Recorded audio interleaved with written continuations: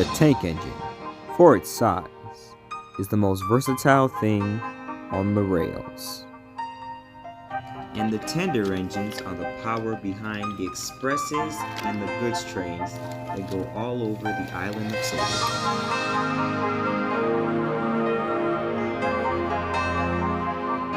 This is NWR Stories.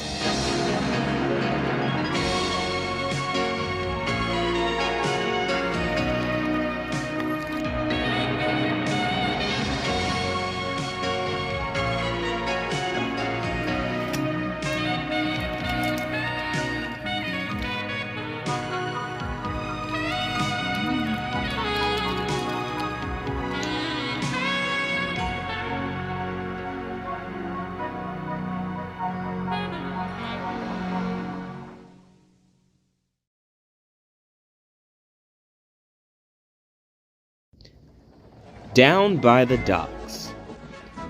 On busy summer days, you can see the engines on the island of Sodor puffing back and forth with cargo.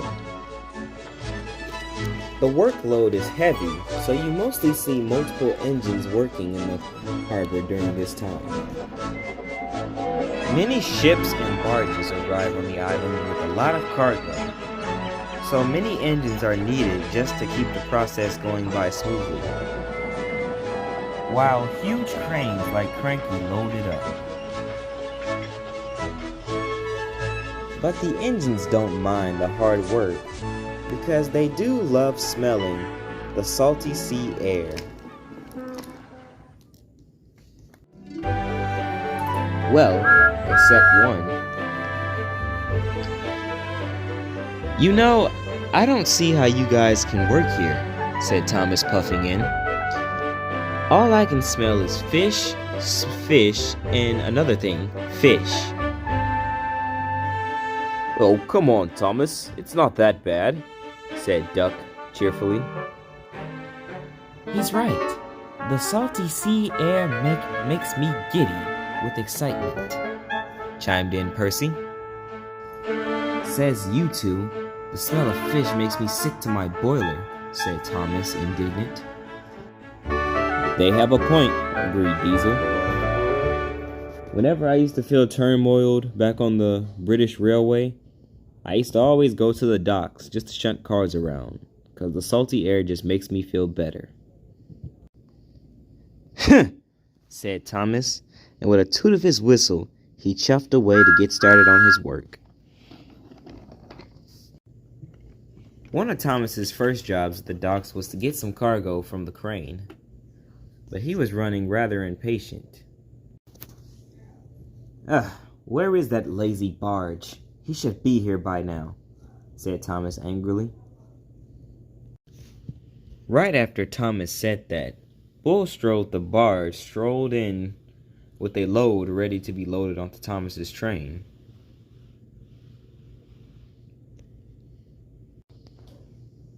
All right, Cranky. Here's your cargo. Oh, Thomas, what's wrong with you? You taking too long, Bulstrode, growled Thomas. And I thought I was the grumpy one, said Bulstrode. Don't mind Thomas, mate. He just doesn't like being at the docks. I say I should make him feel better, said Cranky, getting ready to pick up the cargo. Soon Cranky began lowering his winch to pick up the cargo from Bulstrode. He lifted up the cargo and was getting ready to load it onto Thomas's train, but Thomas was still being very impatient. Hurry up, said Thomas, and he angrily shot forward with his train, but then there was trouble. Cranky was about to load it onto Thomas's train when he accidentally dropped it right on top of Thomas. Growled Thomas. Cranky and Bulstrode couldn't help but laugh. Having fun there, Thomas? Look a bit boxed in, said Duck, passing by. I hate it here, said Thomas after Cranky lifted up the cargo. After the incident, Thomas was a bit grumpier than usual.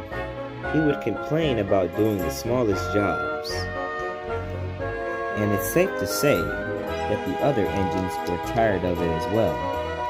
They just wanted to get their work done peacefully, but they couldn't do it with Thomas grumbling. Later, Thomas was shunting some vans in place for the flying kipper. Percy rolled up next to Thomas, determined to find out what was wrong with him. Thomas, I know you don't like the sea, but you've never been this angry in a long time. Why is that? Asked Percy.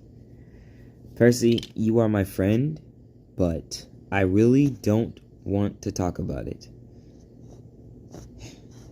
said Thomas, and with a toot of his whistle, Thomas chuffed away.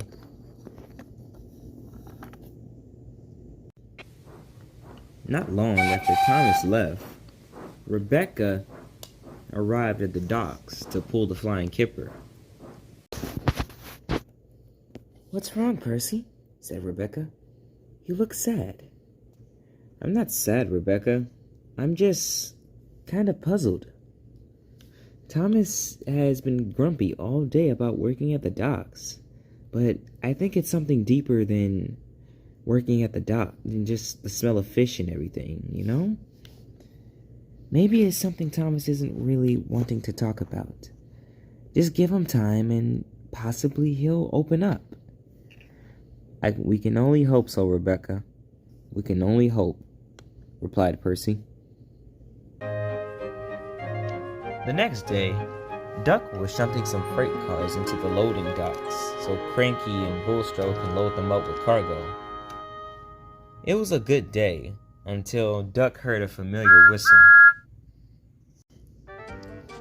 Thomas chuffed by, angry as usual, and didn't even whistle hello to Duck. It was like he was avoiding conversation. Let me guess, old Sourpuss is at it again? Said Oliver, chuffing in. Well, yeah, but he was actually keeping it to himself today, said Duck. Well, as long as it doesn't interfere with our work, I'm pretty good, said Oliver.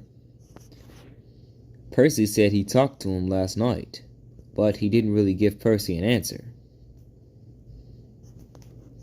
Well, whatever it is, I hope it surpasses, because this isn't Thomas. Usually he's the cheeky, cheerful engine, but now he's angry. And it doesn't even sound like he's angry, it's just more like he's sad, but he's repressing his emotions. Who knows, said Duck. Well, hopefully we find out soon enough, said Oliver. And with a toot of his whistle, Oliver went back to work. Later, when everything slowed down, Percy and Louise were talking in the sidings. So, you asked him what was wrong and he didn't give you an answer? Said Diesel. No. When I asked him, he just sort of brushed it off. Didn't even give me a proper answer. He seems more irritated than angry, said Percy. What we need to do is get to the bottom of it. But how? Said Diesel. But neither engines knew how to approach Thomas.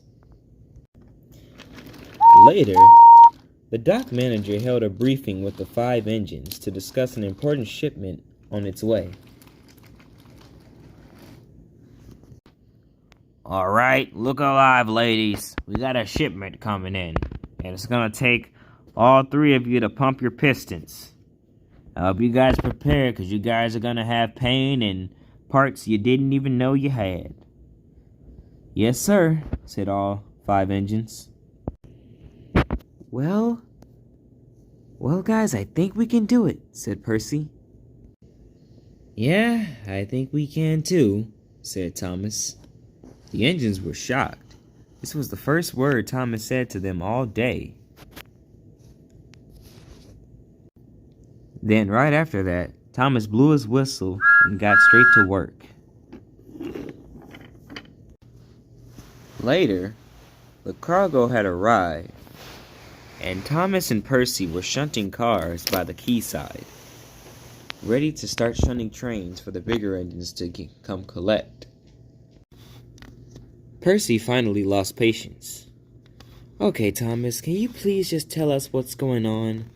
We're tired of trying to play Hunt the Truth with Thomas, said Percy. Percy, it's really nothing. Just drop it, said Thomas, angrily. Thomas, you say you're my friend, but when I ask you what is wrong, you don't tell me. And it's like, if I'm your friend, then why won't you just talk? Said Percy, raising his voice a bit. I said, just drop it. Thomas angrily shot forward, though this time he didn't stop.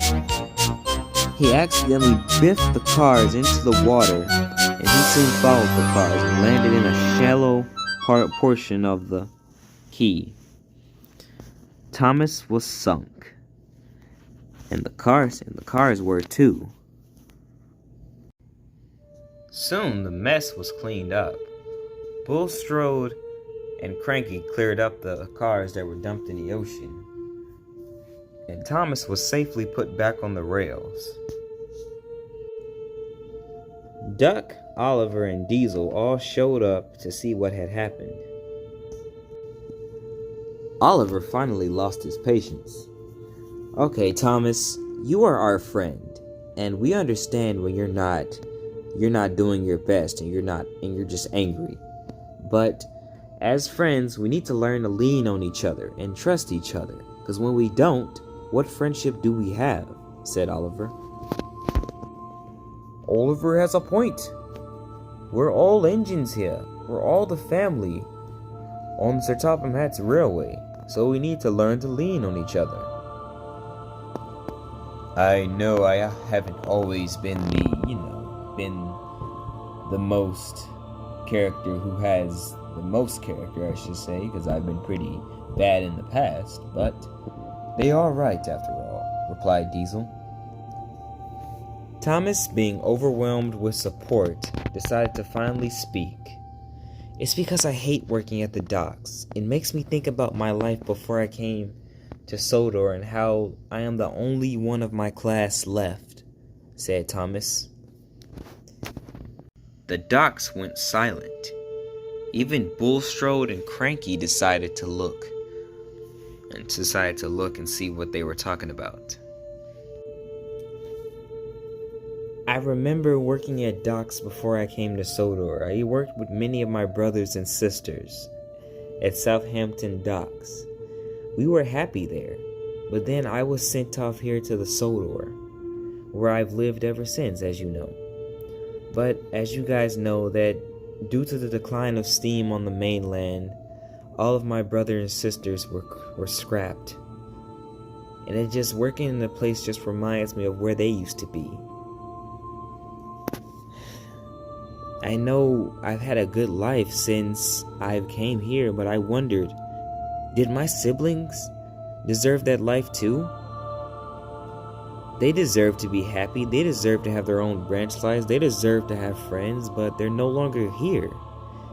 And it just makes me sad to think that I'm the one living a luxurious life without them, said Thomas. All the engines knew that it was time for them to support their friend. We may not know the extent of the pain that you have, Thomas, said Oliver, starting, but we do know a little bit. I only have 4 brothers left, said Oliver. And it's no secret that there's only 16 of my brothers and sisters on the mainland still alive, said Duck.